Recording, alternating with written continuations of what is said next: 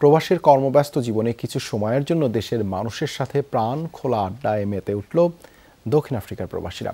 কোপানীগঞ্জ welfare council of south আফ্রিকার উদ্যোগে জোহানেসবার্গের রেডভি জু ফার্মে করা হয় মিলন মেলার আয়োজন। দেশটির বিভিন্ন প্রান্ত থেকে ছুটে আসেন প্রায় 500-রও বেশি বাংলাদেশি প্রবাসী। দক্ষিণ আফ্রিকা থেকে সহকর্মী নুরুল আলমের প্রতিবেদনে বিস্তারিত। জোহানেসবার্গের রেডভি জু ফার্মটি পরিণত হয়েছিল যেন এক টুকরো বাংলাদেশে। মিলনমেলা উপলক্ষে দেশীয় সাজে হাজির হয় সর্বস্তরের প্রবাসীরা। দীর্ঘদিন পর দেশের মানুষদের দেখা পেয়ে আনন্দে মেতে ওঠেন সব বয়সীরা। দিনভর চলা মিলন মেলা ছিল নানা ধরনের আয়োজন। শিশুদের জন্য ছিল দৌড় ও বিস্কুট খেলা, পুরুষদের জন্য ছিল ফুটবল খেলা।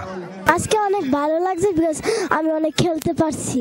আলহামদুলিল্লাহ ভালো লাগছে, অনেক সবার সাথে দেখা হয়েছে, অনেক এনজয় করলাম। 10 বছর 12 বছর আগে দেখা হয়েছে, এখানে এসে আবার মিলিত হইতে পারছি। এটা আসলে অন্যরকম একটা অনুভূতি। আমরা সবাই এখানে এই ফাংশনটা এনজয় করেছি। প্রবাসীদের জন্য ছিল চটপটি ও ফুচকার স্টল, আরও ছিল দেশীয় খাবারের বাহারি আয়োজন। আলোচনা সভায় প্রবাস জীবনের নানা অভিজ্ঞতা তুলে ধরেন প্রবাসীরা। আয়োজক সংগঠনের সভাপতি আব্দুর রহিম ও সাধারণ সম্পাদক শাহেদ মাহমুদের সঞ্চালনায় বক্তব্য রাখেন সিনিয়র সহ-সভাপতি শরীফউদ্দিন, উপদেষ্টা আব্দুল আওয়াল তানসেন, মোশাররফ হোসেন সহ অনেকে।